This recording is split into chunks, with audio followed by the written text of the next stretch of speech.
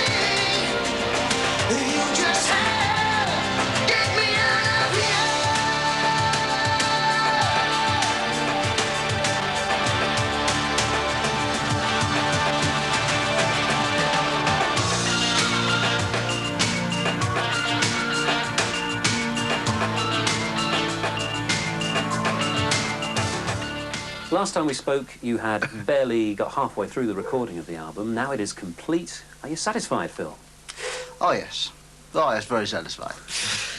No, I think we all are. I mean, it's very hard, I suppose, to sort of to retain complete objectivity, subjectivity of the thing, whatever you want to call it, after 4 months. But I mean, you sort of try and maintain that sort of. So you can edit things if you think it's too long and without getting too attached to things. I think we're all very, very happy with it. Obviously a group LP, but who's been the prime mover this time around, Tony? Me? Well, No, I insist. Him. See what it's like, didn't I? yeah. Breakfast. No, I mean, the thing about the group album is it's the three of us working all the time equally. Except when the others aren't here doing other things. But no, that's why we're doing it, really. It's the three of us working together, produce a certain kind of result that we don't do individually, and that's why we do it. We spoke before. You were saying that it was nose down to the grindstone, three of you working together right the way through this. Meanwhile, Mike picks up a hit record in America and Britain. Phil nips off to pick up a few Grammys along the way as well. How on earth can you concentrate on Genesis with all that sort of outside thing? Michael? Well, they've all been quite short trips. I mean, our 3 Grammy man here, yeah, that was only sort of 3 or 4 days, and I did a week before Christmas and a week after. So if I go away for a few days, and there's these two and Hugh working, it doesn't, they can manage it out me. Invaluable though I am, they kind of muddle through. Because it is a group thing, you know. There's no guitar on the album though. Because it's a group thing, I think we all have pretty much the same vision for the songs, if you know what I mean. We all want the songs to sound a certain way because they were written by the three of us. And Hugh's been here since day one as well, so, if any one of us isn't here, it really kind of doesn't affect things that much. In a sense, Hugh is the cement, isn't he? He holds the whole thing together as the producer-engineer figure. That's right. He's not allowed to leave. Yeah. What's it been like, Hugh, working this time round? I mean, you've worked with the band for so long. Has this been a different sort of album? Well, it's been different in the sense that we've built a new control room here, which is fantastic. Hugh, did it give you a chance to actually create a lot more in this new studio? Well, not ultimately, but, there's a bigger, better console, and I mean, everything's bigger and better. But I think the main thing is that when you've got a big room, you don't all get on top of each other inside it, and you can work longer hours without getting so tired or, irritated. Has it been an easy album to record? Yeah, pretty easy. Well, There's a smirk there as well. Tony, the album is a move on. The band has changed its sound. You said so in the last interview that we did. Sorry, In what way do you think it has changed? It's a very difficult thing to talk about sound changing, because we don't sort of go in it, I mean, apart from obviously new kind of equipment, new sorts of sounds available in that way. It's incredibly difficult for us to see it like that. I can't even remember the last album now, what it sounds like. You've got to think it's your best album at the very least. I think we always do. I mean, I think it's the freshest. And basically, if you weren't believing that, you wouldn't be doing it. I just think it's interesting, actually, when you were last here, we were saying, well, it's fantastic, we've recorded, you know, 1.5 albums, tons of stuff.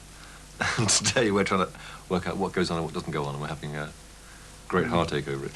And just sort of, you know, some tracks which we all like, but just won't fit on the album. It makes me laugh a bit when with the media and music press mainly, that assumes that we don't even think about, you know, repeating ourselves. I mean, if ever we do anything that we think we've done before or covered an area that we've done before, we immediately change direction and either forget about the bit or try and approach the bit in a different way. So we edit ourselves quite a lot before anybody even gets to hear anything. When's Genesis going to tour next, Phil?